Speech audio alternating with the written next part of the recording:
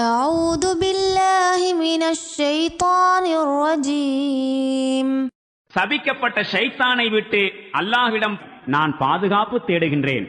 هو الذي أنزل من السماء ماء لكم منه شراب ومنه شجر فيه تسيمون. அவனே வானத்திலிருந்து உங்களுக்காக மழையை இறக்கினான்.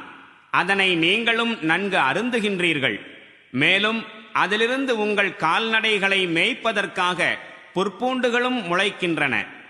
ينبت لكم به الزرع والزيتون والنخيل والأعناب ومن كل الثمرات إن في ذلك لآية لقوم يتفكرون.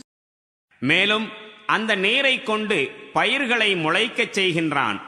மேலும் ஜெய்தூன் மற்றும் பேரீச்சை மரங்களையும் திராட்சை கொடிகளையும் விதவிதமான கனிகளையும் உற்பத்தி செய்கின்றான்.